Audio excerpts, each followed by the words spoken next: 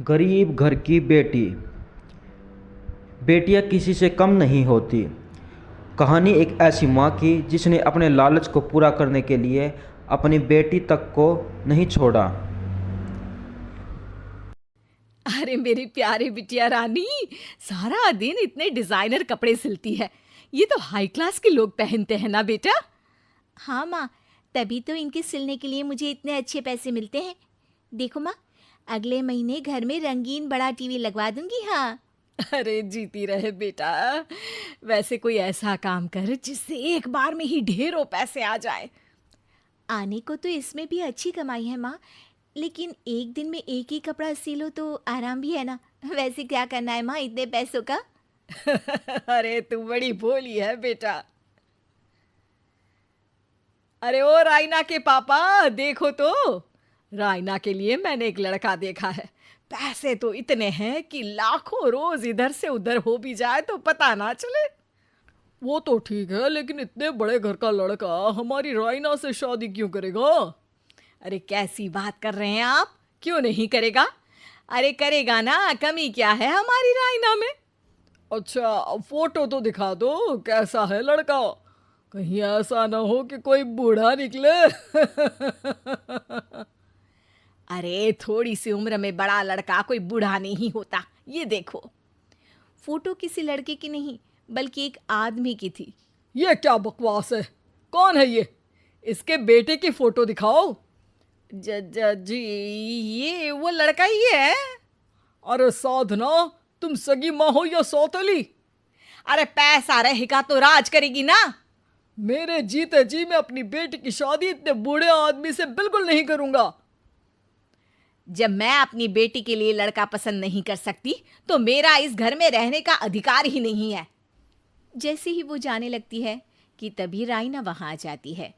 माँ, आप जहाँ बोलेंगी मैं वहाँ शादी कर लूँगी, आप कहीं मत जाइए।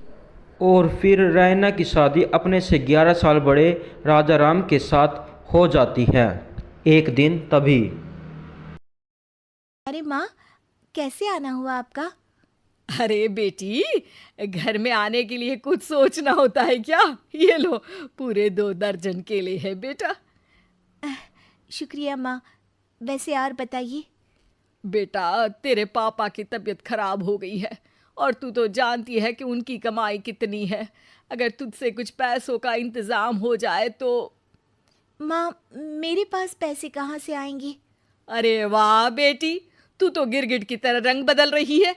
अरे तुझे पढ़ाया लिखाया, तेरी शादी में पैसा लगाया, अब तेरे मायके वालों को जरूरत है तो तू ऐसे जवाब देगी? अरे अरे माँ, ऐसे मत बोल। मेरी मुंह दिखाए में जो पैसे मिले थे ना, वो मैं तुझे दे देती हूँ। लेकिन अगली बार से आपको जब पैसों की ज़रूरत हो तो आप कुछ दिनों पहले ही बता देना। अरे ठीक है ठीक है, तो अभी से सुन ले, अगले महीने भी पैसों का इंतजाम करके रखना, मैं आकर ले जाऊंगी। तभी वहाँ राइना की सास आ जाती है। अरे अरे समधन जी, कैसे आना हुआ? अरे कुछ खाया पिया आपने? अब जी वो केले लाई हूँ पूरे 2 दर्जन। अब बेटी के ससुराल आना था तो खाली हाथ थोड़ी ना आती मैं। कोई बात नहीं बहन जी, आराम से बेटी से बात करिए।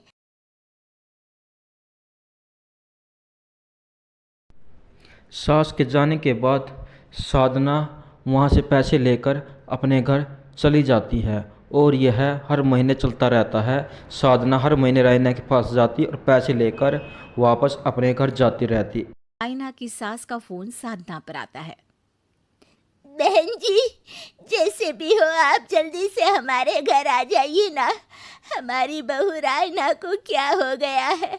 न बोल रही है न हिल रही है। हैं? अरे मार तो नहीं डाला मेरी मासूम बेटी को?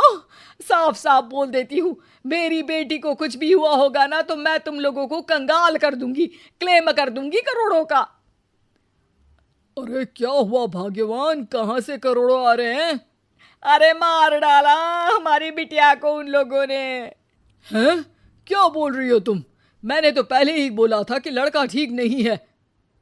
दोनों राइना के घर पहुंचते हैं, जहां राइना का पति कहता है, अरे अरे, आप डरिए नहीं, डॉक्टर ने कहा है कि वो अब खतरे से बाहर है।